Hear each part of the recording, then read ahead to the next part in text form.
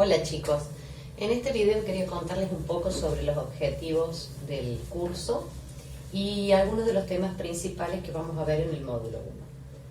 El objetivo de este curso, si bien es capacitarlos para una salida laboral como auxiliares de farmacia, también tiene como objetivo el que logren un determinado conocimiento para un mejor nivel de salud, ya sea en su individualidad como personas, con sus familiares, en la sociedad, y a medida que vayamos avanzando en los temas, ir aprendiendo cosas que quizás por uso cotidiano, normal, pensamos que las sabíamos, y acá en la farmacia tienen otros significados y se usan de otra manera.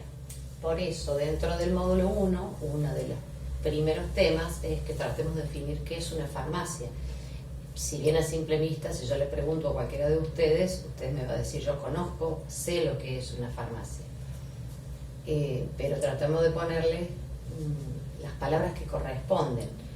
Si vamos a definir una farmacia, tendríamos que decir que es un establecimiento sanitario que puede ser comunitario, puede ser público, privado, puede estar adentro de un hospital, y por sobre todas las cosas que tiene como objetivo el cuidado del medicamento.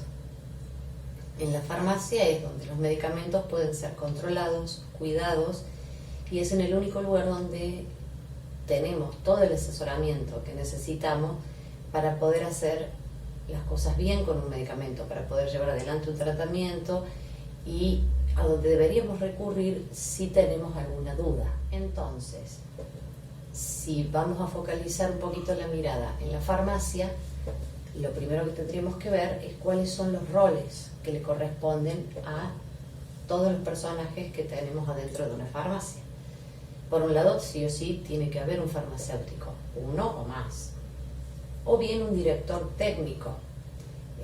Recordemos que muchas veces los dueños de las farmacias, los que aportan el capital económico, no son farmacéuticos, pero necesitan sí o sí de un director técnico que sea farmacéutico, porque si no, no estaría habilitado. Decíamos, un director técnico farmacéutico y los auxiliares de farmacia. Entonces, dentro de las actividades que se desarrollan en una farmacia, compra de medicamentos, dispensación, lo que comúnmente decimos venta, para nosotros es dispensar un medicamento, el asesoramiento a los pacientes, la recepción de obras sociales, las recetas, hacerle un pedido a algún proveedor o droguería. Todas esas actividades pueden realizarse por la mayoría de todos nosotros, tanto sea farmacéutico como auxiliares. Muchos comercios, porque la farmacia es vista más de una vez así, como un comercio más, hay actividades que son como de menor categoría, como que si yo soy el empleado más joven, a mí me van a mandar a limpiar, a ordenar, porque es algo así como pagar un derecho de piso.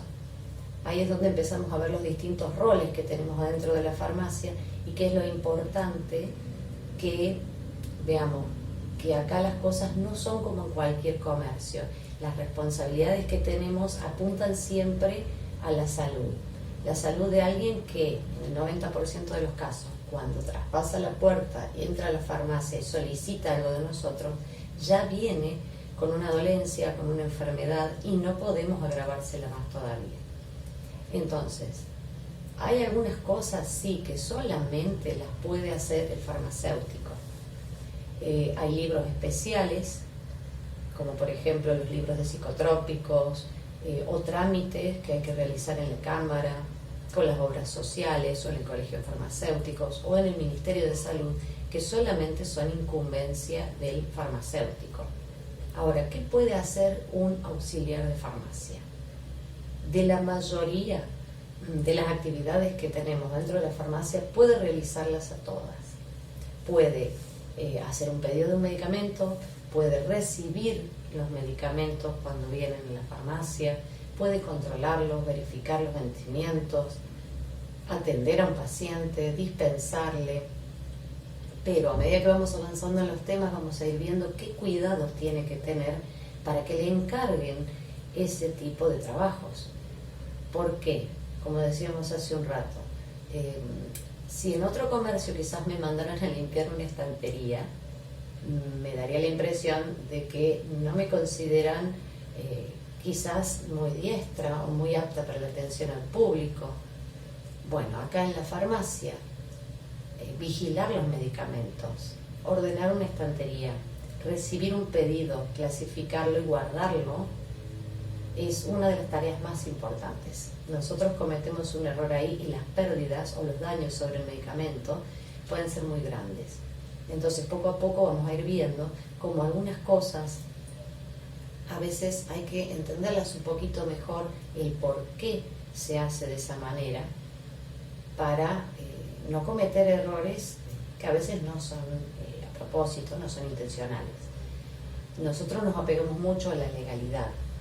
La legalidad significa que, por ejemplo, en la dispensación de un medicamento, cuando yo lo entrego al paciente, tiene que estar en las condiciones que debe ser: impecable el embalaje, impecable la fecha de vencimiento. Pero una vez que yo lo entregué y la persona sale de la farmacia con ese medicamento, yo lo pierdo de vista y por ley yo no puedo recibírselo de vuelta. ¿Por qué? Bueno, porque yo ya corté esa cadena de vigilancia. Ese para nosotros es el principal objetivo de la farmacia, es vigilar el medicamento. Las condiciones y la calidad tienen que ser aseguradas. Cuando recién decíamos la farmacia de la comunidad, la farmacia como un negocio más, con su vista comercial, también nombramos la farmacia en los hospitales. Así como dijimos en el sector público, también tenemos el sector privado. Son farmacias similares, pero llevan un organigrama diferente. Hay una gran diferencia entre la farmacia comercial o la farmacia de oficina, como le decimos, que es la que conocemos todos, es la que generalmente puede estar en cualquiera de nuestros barrios, en el centro, a la farmacia de un hospital. ¿Cuál es la gran diferencia? En el hospital la farmacia no dispensa, no vende, no le entrega prácticamente a los pacientes. Todos los hospitales que tienen su farmacia es para abastecimiento interno. Así que ahí hay una parte del trabajo que sí nos toca en la farmacia de oficina, que el hospital no lo ve. Si bien nosotros tenemos una gran influencia del comercio y se lleva adelante la venta y la clasificación de los medicamentos y el cobro como un comercio normal, ya vamos a ver que también tenemos una carga extra, que es la gestión emocional que tenemos que hacer con el paciente, porque como lo mencionamos hace un ratito, el paciente ya llega con una dolencia, ya llega enfermo, ya llega tratando de restablecer su sistema de salud. En cuanto a los productos que podemos encontrar en una farmacia, sabemos que son muchísimos.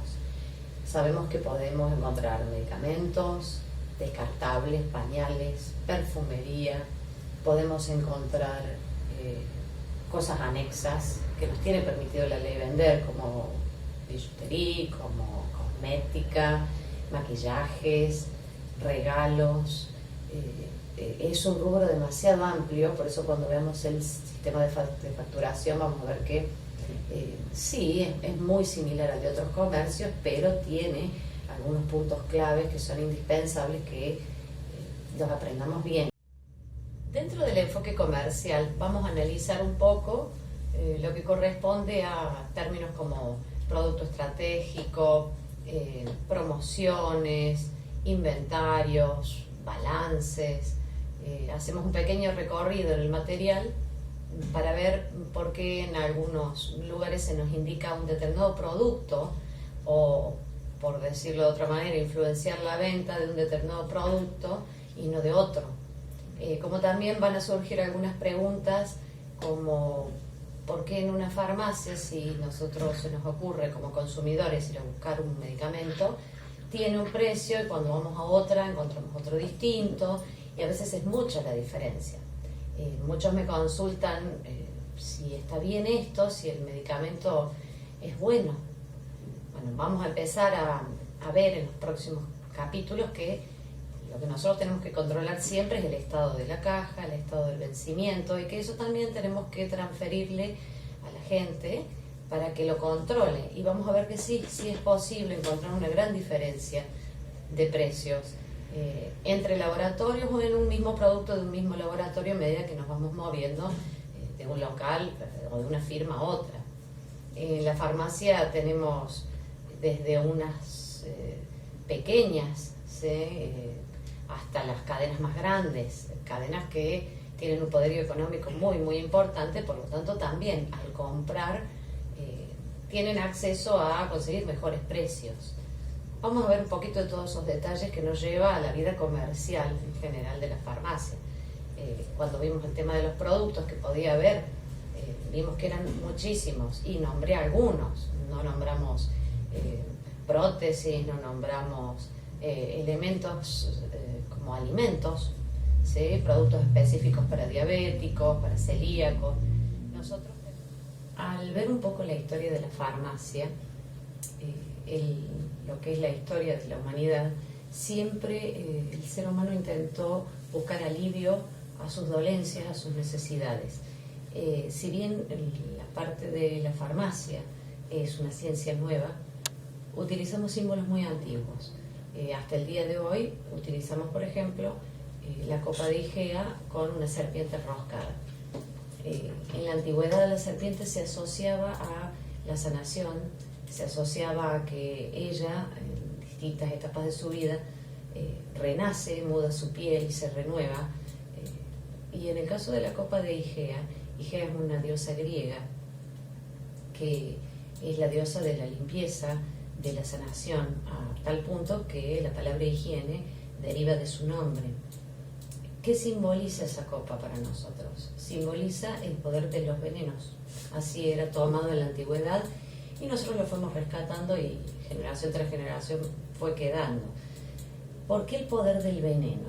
Porque quien preparaba en esas épocas una pócima tenía que hacerlo, por supuesto que sabiendo muy bien lo que hacía y en la proporción exacta. La copa simboliza el poder que tiene ese veneno de matar o de salvar una vida. Y ahí es donde vamos a recalcar una palabra que para nosotros en los medicamentos va a ser muy importante. Es la proporción justa. Van a ver que nosotros en los medicamentos, cuando hablamos de proporciones, que es una de las cosas que más nos interesa, hablamos de dosis. Esa proporción significa que si ustedes me preguntan, por ejemplo, si un medicamento, una sustancia es buena, es mala, es beneficiosa, yo les contestaría siempre de la misma manera. Ninguna sustancia es ni buena ni mala. En la medida justa utilizada para un fin específico, tiene su acción terapéutica.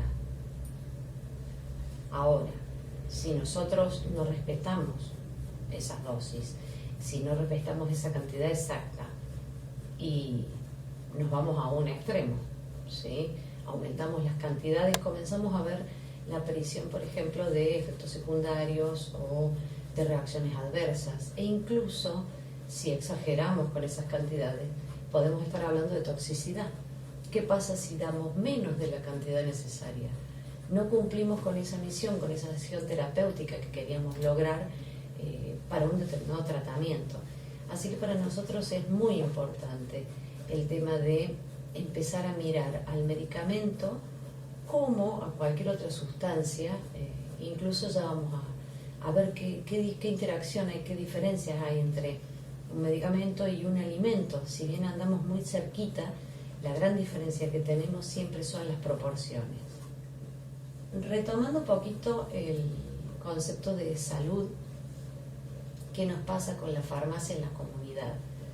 Nosotros somos un personaje dentro de todos estos actores del sistema de salud muy importante.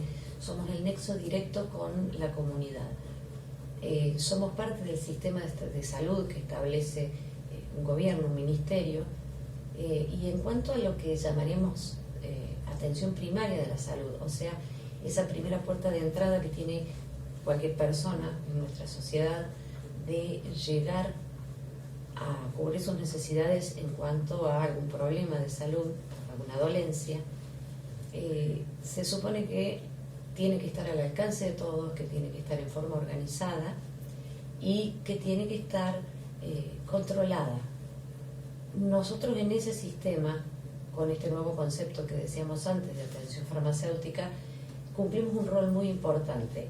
Y les voy a dejar una pregunta para que la piensen un poco y vean quizás ahí el detalle de por qué somos tan importantes como nexo entre el sistema de salud y el paciente. Cualquiera de nosotros ha ido 1000 veces al médico. Nosotros como sociedad tenemos ciertas costumbres. Cualquiera de ustedes me va a decir, sí, fuimos al médico, les indicó un tratamiento, les prescribió un medicamento, ustedes se fueron a su casa, compraron el medicamento, lo tomaron, siguieron el tratamiento y se curaron. O bien puede que no se hayan curado, por ahí se enojan inclusive con los médicos, cambiamos de médico, vamos a otro. Ahora, ¿quién de nosotros realmente durante el tratamiento o una vez que lo finalizamos y nos ha ido bien, volvemos al médico a contarle cómo nos fue? Si un determinado comprimido o algún antibiótico o algún medicamento que nos recetaron nos provocó algún dolor de cabeza o falta de apetito o les abrió el apetito de más o les dio acidez de estómago. Esos pequeños detalles del tratamiento nosotros no volvemos a contárselo al médico. No solo eso, sino que muchas veces los pacientes cuando están con el médico no se animan a preguntar o se olvidan sencillamente de ciertos detalles. Una vez que nos retiramos de la consulta del médico, ¿volvemos a preguntárselos al médico? No, la verdad es que no, ninguno de nosotros lo hace. ¿Qué hacemos? Vamos a la farmacia. O sea, nosotros dentro del sistema de salud somos la primera puerta de entrada. Por eso y por muchos factores a veces económicos. Si una persona está con poco dinero, empieza a hacer ese balance entre pago la consulta al médico y después no voy a tener para comprar el medicamento, o voy a la farmacia y pregunto a ver qué puedo tomar.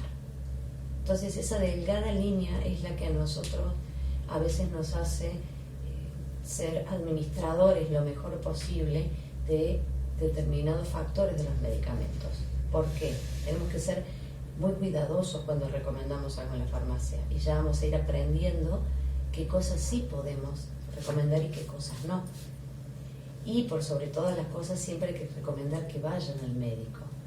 Ahora, ¿quién recauda toda esa información de si un tratamiento salió bien, si un medicamento tiene algún efecto que por ahí no figura ni siquiera en los prospectos?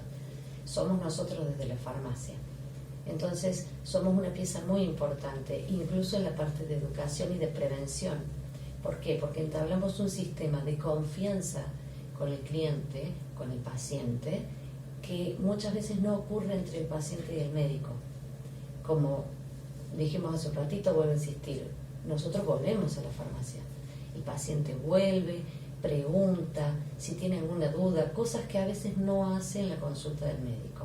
Por lo tanto, somos un actor muy importante dentro de este circuito de salud que puede llegar a solucionar muchos inconvenientes y a salvar esos errores, a veces errores involuntarios, errores muy chicos que uno no sospecha o que el médico no se da cuenta o que el mismo paciente se olvidó de preguntar y que hacen a veces que los tratamientos fracasen. Fracasa el tratamiento, hay una pérdida económica de por medio asociado a que el paciente no se cura.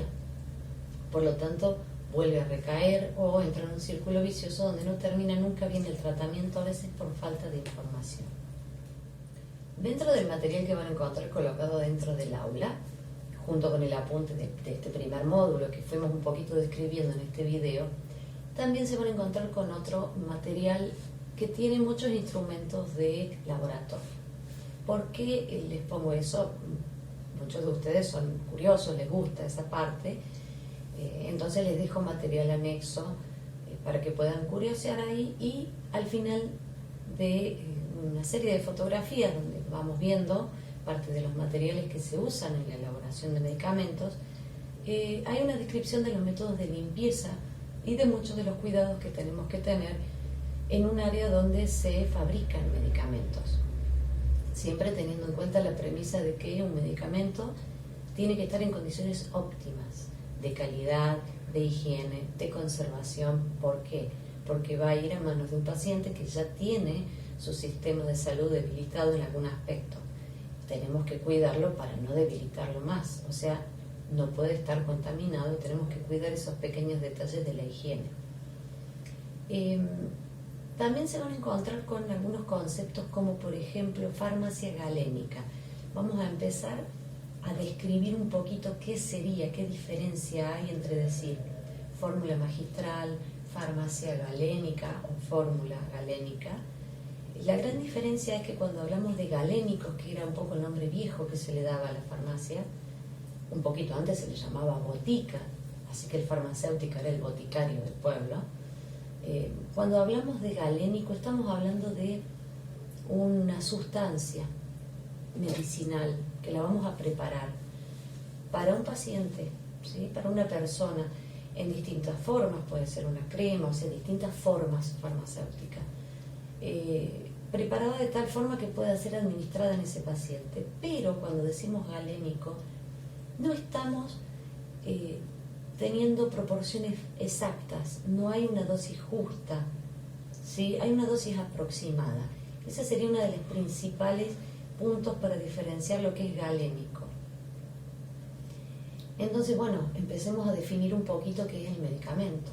Si yo tengo que hablar de medicamentos, voy a hablar de qué es una sustancia química que va a cumplir un efecto terapéutico puntual. Pero no va a ir sola, va a ir acompañada, en más de un caso, por muchos otros. Esos acompañantes de fórmula, generalmente le decimos excipientes, que en las futuras clases veremos quiénes pueden ser, pero que tiene proporciones exactas, dosis definidas y una frecuencia de uso, ¿sí?, establecida. Entonces, ¿cómo podríamos decir? Un medicamento es una sustancia medicinal acompañada de, o combinada, porque a veces no es una, son varias, acompañada de un montón de excipientes. Vamos a ver ahora, vamos a mostrar un poquito por qué decimos forma farmacéutica, qué vendría a ser eso, para que empecemos a desglosar algunos temas que vamos a ver a futuro y algunas palabritas que suelen ser confusas porque parecen todas iguales: forma farmacéutica, forma magistral, fórmula galénica. Bueno, los acompaño a que veamos qué serían una forma farmacéutica en un medicamento. Bueno, como decíamos recién, entonces, un medicamento es un principio activo más el asociado de otras sustancias que yo necesito para poder darle una forma, o la forma tal que podamos administrársela al paciente. Entonces, esos asociados más el principio activo, que puede ser uno o varios, dijimos que podían ser combinaciones, es lo que yo voy a usar para qué. ¿Cuál es el fin entonces de cualquiera de estos medicamentos que podemos ver acá? Pueden ser usados para prevenir, diagnosticar, tratar, aliviar o curar una patología o una dolencia de alguna persona.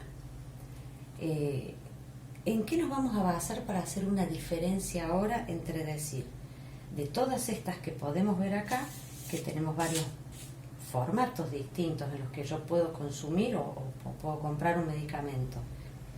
¿Cuál es la diferencia entre decir una especialidad farmacéutica o una fórmula magistral? Cada una de estas que vemos acá, que uno generalmente le diría que son pastillas, bueno, pastillas no sería la palabra correcta para nosotros. Para nosotros tendremos que decir que acá tenemos un montón de formas farmacéuticas diferentes.